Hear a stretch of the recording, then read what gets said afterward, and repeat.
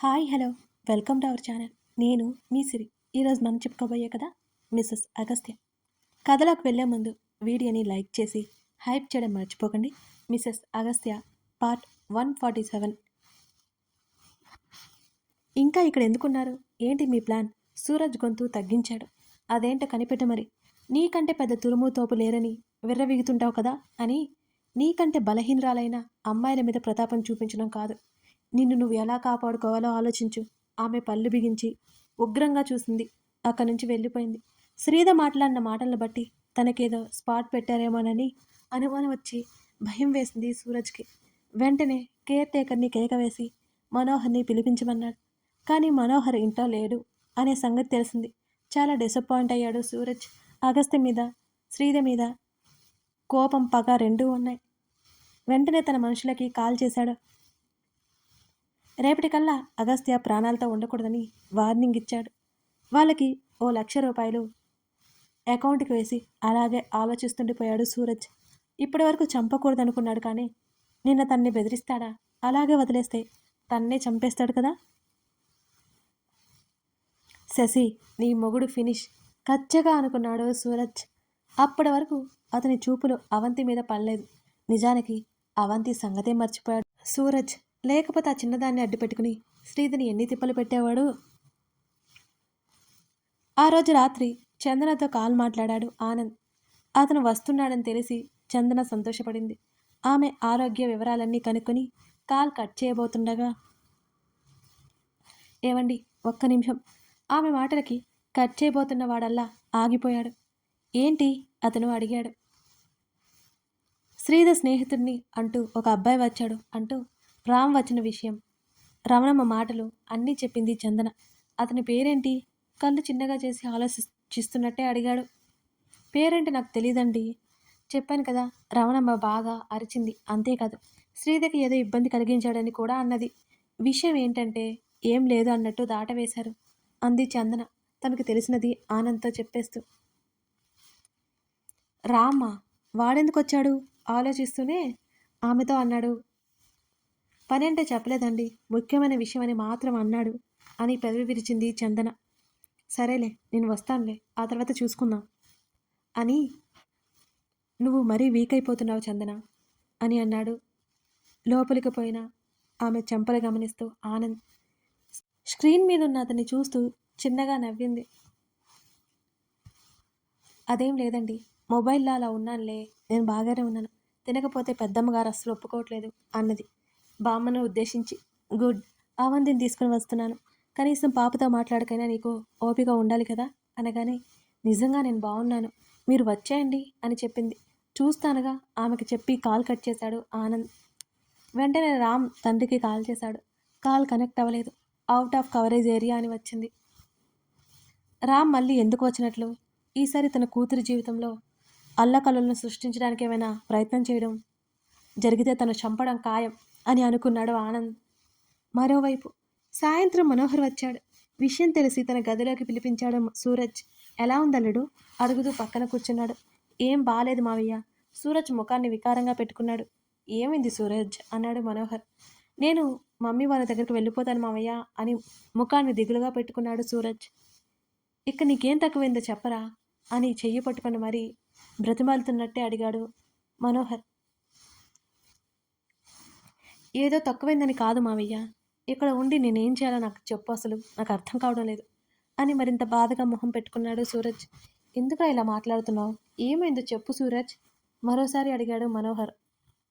శశితో నా పెళ్లి చేస్తున్నావా లేదా? అవును అంటే ఇక్కడే ఉంటాను, లేదు అంటే వెళ్ళిపోతాను అని అన్నాడు సూరజ్.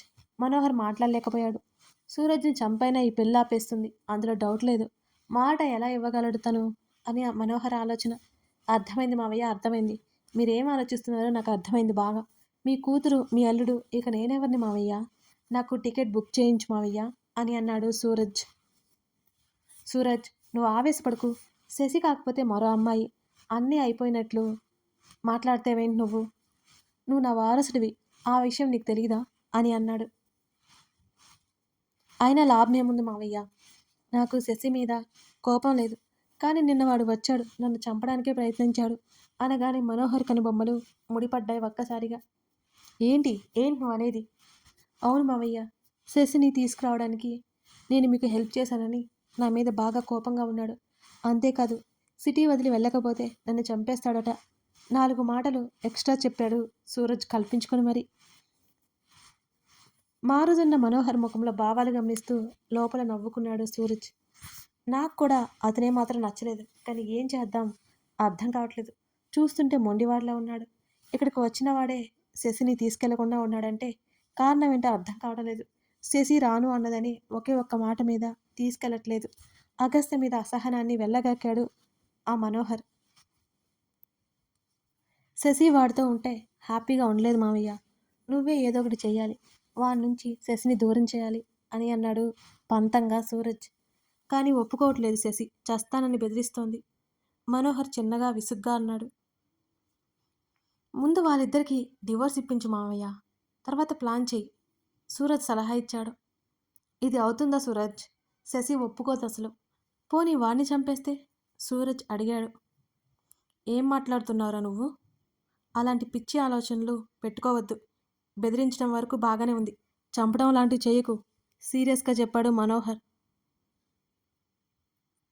నీ పర్మిషన్ లేకుండా నేనేమైనా చేస్తానా మావయ్య? ఏదో కోపంలో అలా మాట్లాడాను తప్ప ఇంకేం లేదు. నాకు చంపే ఆలోచన ఎందుకుంటుంది చెప్పు అని తప్పించుకున్నాడు సూరజ్. సరే సరే, ఏదో ఒకటి చేద్దాం, శశి మనసు మారిస్తే చాలు. అదెక్కడ మారుతుంది, అది పెద్ద రాక్షసి అని శ్రీధరి మనసులోనే తిట్టుకున్నాడు సూరజ్. నేను ఏదో ఒకటి ఆలోచిస్తాను, నువ్వు తొందరపడుకో. ముందు నువ్వు పూర్తిగా కోలుకో సూరజ్. సూరజ్ భుజం తట్టి పైకి లేచాడు వెళ్ళడానికి అన్నట్టుగా. మనోహర్ అక్కడి నుంచి వెళ్ళిపోయాడు. మనోహర్ మాటలే మాత్రం పట్టించుకోలేదు సూరజ్. ఎలాగైనా అగస్త్యని చంపేయాలి, అదే ఆలోచనలో ఉన్నాడు అతను. మరునాడు ఉదయం అందరినీ తీసుకొని ఎయిర్పోర్ట్కి బయలుదేరాడు అగస్త్య. జేమ్స్తో పాటు డేవిడ్ మనుషులు కూడా ఉన్నారు అక్కడ వాళ్ళకి సెక్యూరిటీగా. జేమ్స్ హైదరాబాద్ వరకు వెళ్ళి రావాలని గట్టిగా చెప్పాడు అగస్త్య. అగస్త్యని అక్కడే ఒంటరిగా వదిలేసి వెళ్ళడం ఇష్టం లేదు జేమ్స్కి ఎంతమాత్రం. కానీ బాస్ ఆజ్ఞ కావడంతో వెళ్ళక తప్పట్లేదు అతనికి. బాయ్ డాడా, అగస్త్య చెంప మీద ముద్దు పెట్టుకొని చెప్పింది అవంతి. బాయ్ బంగారం, హత్తుకొని 2 క్షణాలు అలాగే ఉండిపోయాడు కూతుర్ని. తాతయ్య వాళ్ళని ఇబ్బంది పట్టద్దు అసలు, సరేనా? బుద్ధిగా ఉండాలి. అవంతి గుడ్ గర్ల్ కదా. తండ్రి చెప్పగానే బొంగరంలా తల తిప్పింది ఆ బుడ్డది. బుజ్జిదానికి కూడా అక్కడ బాగా బోర్ కొట్టేసింది మరి. అందుకే ఆనంద్ వస్తావా అనగానే వస్తానని బయలుదేరింది. వాళ్ళు అక్కడి నుంచి వెళ్ళిపోయారు డేవిడ్ ప్రైవేట్ చాపర్లో. డేవిడ్ కూడా ఎయిర్పోర్ట్కి రావాల్సి వచ్చింది. మిగతా అందరినీ సెక్యూరిటీ కోసం పంపించేశాడు అగస్త్య. అగస్త్య, డేవిడ్, ఇంకో 4 మనుషులు మాత్రమే రిటర్న్ బయలుదేరారు. ఇక నువ్వు కూడా ప్యారిస్ వెళ్ళిపో డేవిడ్ అన్నాడు అగస్త్య. అదేంటి బాస్, ఇంకా నీ వైఫ్ రాలేదు కదా? వస్తుంది, నేను హ్యాండిల్ చేసుకుంటానుగా అన్నాడు అగస్త్య. నాకు ఇక్కడ కొన్ని పనులున్నాయి, ఎలాగో ఉంటాను, నీకు కూడా హెల్ప్గా ఉంటాను అని అన్నాడు డేవిడ్. అగస్త్య ఇంకేం మాట్లాడలేదు. అతనికి తెలిసి మనోహర్ వేరే ఆలోచన చేయట్లేదు. శ్రీధ అతని కూతురిగా గుడ్డిగా నమ్ముతున్నాడు. తనే ఏదో ఒకటి చెయ్యాలి. ఆలోచిస్తుండగానే ఏదో ఐడియా తట్టింది అగస్త్యకి. మేడం మేడం, వీణ పరిగెత్తుకుంటూ వచ్చింది శ్రీధ గదిలోకి. ఏమైంది వీణ, ఇంత పొద్దున్నే వచ్చావేంటి అని అయోమయంగా అడిగింది శ్రీధ. ఇంకా పూర్తిగా తెల్లవారును కూడా తెల్లవారలేదు. నిద్రలోంచి లేయడం వల్ల ఆవలిస్తూ చూసింది శ్రీధ. మేడం, మీ హస్బెండ్ని సూరజ్ చంపారని ప్లాన్ చేస్తున్నాడు, ఆయాసంతో రొప్పుతూ చెప్పింది వీణ. వాట్? శ్రీధ నిర్ఘంతపోయింది ఆ మాటలకి. అవును మేడం, అతను ప్లాన్ చేశాడు. పని అమ్మాయి ఆ మాటలన్నీ విన్నది. వీణ చెప్తుంటే కాళ్ళు చేతులు ఆడలేదు శ్రీధకి. సూరజ్ ఏమేం ప్లాన్ చేశాడో ఫోన్ కాల్ ద్వారా తెలిసిన విషయం శ్రీధకి చెప్పింది వీణ. ఆమె ఒక్క క్షణం కూడా ఆలస్యం చేయకుండా మొబైల్ బయటికి తీసి అగస్త్య నెంబర్కి డయల్ చేసింది. కాల్ కనెక్ట్ అవ్వలేదు. ఆమెకి చిరుచెమటలు పట్టాయి, శరీరం అంతా భయంతో. మళ్ళీ మళ్ళీ అతనికి కాల్ చేయడం మొదలుపెట్టింది శ్రీధ. అతనికి ఎంతకీ కాల్ కనెక్ట్ అవ్వలేదు. వెంటనే జేమ్స్ గుర్తొచ్చి అతనికి చేసింది. జేమ్స్, నువ్వైనా తీ. దాదాపు ఆమె ముఖంలో ఏడుపు ఆనవాళ్ళు వచ్చేసాయి. జేమ్స్ కాల్ కూడా కనెక్ట్ అవ్వలేదు. కాసేపు పిచ్చి పట్టినట్టే అనిపించింది శ్రీధకి. డేవిడ్కి చేయాలనుకుంది. అతని నెంబర్ తెలీదు. తన డాడీ కూడా అక్కడే ఉన్నట్టు గుర్తుకొచ్చి తండ్రికి కాల్ చేసింది. తండ్రి ఫోన్ కాల్ కూడా స్విచ్డ్ ఆఫ్ రావడంతో ఆమెకి ఉన్న ధైర్యం సన్నగిల్లింది ఒక్కసారిగా. తన కూతురు, తన తండ్రి, తన భర్త అందరూ అక్కడే ఉన్నారు. జేమ్స్ కూడా కాల్ లిఫ్ట్ చేయడం లేదు. అందరినీ ఏదో చేశాడు ఈ సూరజ్. భయం, కోపం, బాధ, ఆవేశంతో ఆ గదిలో నుంచి బయటికి పరిగెత్తింది శ్రీద. ఉదయాన్నే లేచి వాకింగ్ చేస్తున్నాడు మనోహర్. అతని కోసం వెతికింది శ్రీద. అతను కనిపించకపోవడంతో పని వాళ్ళకి అరిచి చెప్పి సూరజ్ గదిలోకి వెళ్ళింది. ఏ చింత లేకుండా నిద్రపోతున్నాడు సూరజ్. ఆల్రెడీ ప్లాన్ సక్సెస్ అవుతుంది అనే ధీమాతో ఉన్నాడు అతను. అతని గది తలుపులు నెట్టుకొని మరీ లోపలికి వెళ్ళింది శ్రీద. కేర్ టేకర్ ఓ మూలన నిద్రపోతూ కనిపించింది. ఉలిక్కుపడి లేచింది ఆ శబ్దానికి. అప్పుడే పడుకున్న సూరజ్ మాత్రం లేవలేదు. అటు ఇటు చూసి ఫ్లవర్ వేజ్ ఎత్తి సూరజ్ తల మీద కొట్టింది. ఒక్కసారిగా కెవ్వుమని లేచారు. ఏం చేశావురా, ఏం చేశావు? అరుస్తూ చేతికందిన వస్తువులతో అతన్ని చావపాతడానికి పూనుకుంది శ్రీద. శ్రీద చేష్టలకి తప్పించుకోలేక పడలేక అష్టకష్టాలు పడుతూ వెర్రి కేకలు పెడుతున్నాడు సూరజ్. పని వాళ్ళందరూ ఇద్దరు ముగ్గురు బయట అలాగే నిలబడి ఆశ్చర్యంగా చూస్తున్నారు శ్రీద చేస్తున్న పనిని. సార్ కింద ఉన్నారు, మిమ్మల్ని పిలుస్తున్నారు మేడం, వీణ చెప్పింది.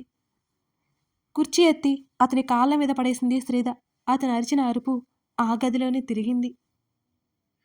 నా వాళ్ళకేమైనా కావాలి, నీ అంతు చూస్తాయి ఈడియట్ అని వేలు చూపిస్తూ బయటికి పరిగెత్తింది శ్రీద. అప్పటికే ఏమైందో అని ఆమె కళ్ళల్లో నుంచి నీళ్లు కారిపోతున్నాయి. అగస్త్య, తన కూతురు, తన తండ్రి గుర్తుకొస్తూనే ఉన్నారు. శ్రీద చేసిన పనికి అందరిలో అవమానపడ్డాడు సూరజ్. అది ఆడవాళ్ల మధ్య, పని వాళ్ళ మధ్య అతనికి చెప్పలేనంత అసహనంగా, కోపంగా ఉంది ఆమె మీద. ఎగరవే ఎగురు, ఈ రోజుతో వాడు చావు చూసి పిచ్చిదానివైపోతావు ఆవేశంగా అనుకున్నాడు. కేర్ టేకర్ వైపు చూడడంతో గాయాల దగ్గర కట్టుకడ్డం చేసి పెయిన్ కిల్లర్ ఇచ్చింది ఆమె. కిందకి వెళ్ళిన శ్రీద మనోహర్ కనిపించగానే ఆవేశంగా అడుగుల వేగం తగ్గించి అతని ముందుకు వెళ్ళి నిలబడింది. నా భర్తకి, నా కూతురికి ఏమైనా కావాలి, మీ అందరినీ చంపేస్తాను. పొద్దున్నే ఏడుస్తూ అరుస్తున్న శ్రీద మాటలకి మతిపోయినట్టు అనిపించింది అతనికి కూడా. గుర్తుపెట్టుకోండి అంటూ శ్రీద బయటికి పరిగెత్తబోతుంటే ఇద్దరు వచ్చి ఆపారు ఆమెని. ఇంకా ఆవేశం వచ్చింది శ్రీదకి. మీ కూతురు అంటున్నారు, మీ సెక్యూరిటీ చేతిలో పెట్టారు. వావ్! శ్రీద గట్టిగా అరిచి చప్పట్లు కొట్టింది. వాళ్ళకి దూరంగా పొమ్మని సైగ చేసి దగ్గరికి వచ్చాడు మనోహర్. శశి, అసలేం జరిగింది? దగ్గరికి వస్తున్న మనోహర్ని అరచేత చూపిస్తూ ఆపేసి, నీ దొంగ ప్రేమలో దొంగ నాటకాలు నా దగ్గర చూపించకండి. ఛీ, అసలు మీరు తండ్రేనా? నా వెనుక బాగానే కథ నడిపారు. తండ్రి అనే పదం పలకడానికి కూడా మీకు అసలేమాత్రం హక్కు లేదు మిస్టర్ మనోహర్. ఆమె ఏడుస్తూనే గట్టిగా అరుస్తోంది.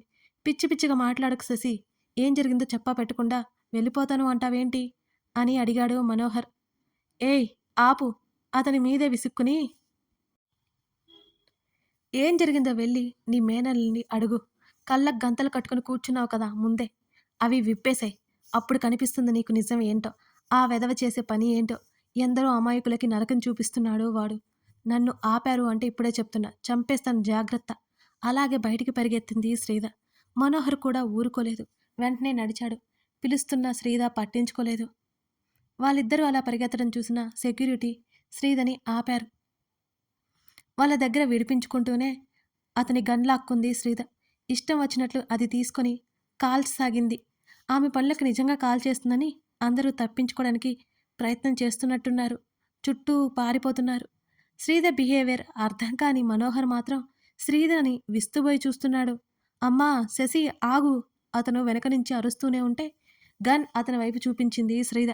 నన్ను తీసుకెళ్తారా లేదా అని గట్టిగా అరిచింది శ్రీద. నేను తీసుకెళ్తాను తల్లి, ముందు ఆ గన్ పక్కన పడేసి ప్రశాంతంగా ఉండు. మనోహర్ నచ్చజెప్తున్నాడు. ముందుకు వచ్చాడు. డ్రైవర్ని పిలవండి, శ్రీద కేక వేసింది. నేను డ్రైవ్ చేస్తాను. మనోహర్ బ్రతిమాలుతున్నాడు శ్రీదని. ఆమె ఎంతకీ వినలేదు. పిలుస్తారా లేదా? ఆమె మరోసారి గట్టిగా అరిచి గన్ పేల్చింది. ఆ బుల్లెట్ ఎటంటే అటు వెళ్తున్నాయి. చుట్టుపక్కల అందరూ భయపడి పారిపోయి దూరం జరుగుతున్నారు. ఒక డ్రైవర్ని ముందుకు పిలిచాడు మనోహర్. శ్రీద దగ్గరికి పంపించాడు. అతనికి కారు తీయమని చెప్పింది. అతను కారు తీసిన వెంటనే అందులో కూర్చుని డ్రైవర్కి గన్ పెట్టింది.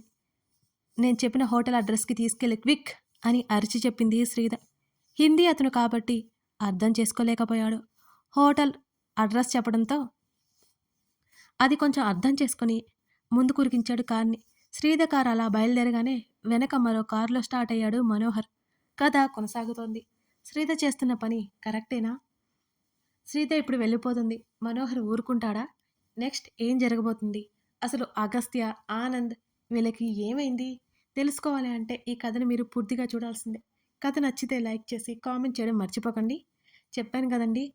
15 లైక్స్ మన టార్గెట్ అని. నేను అప్పుడప్పుడు 3 ఎపిసోడ్స్ ఇవ్వాలంటే మీ లైక్స్ కూడా ఉండాలి గదా! మీ లైక్స్ ఉంటే నాకవే ఎనర్జీ అన్నమాట. అవి చూసుకొని ఇంకా ఉత్సాహంగా వీడియోస్ చేయడానికి ఉంటుంది. మర్చిపోకండి. Thank you.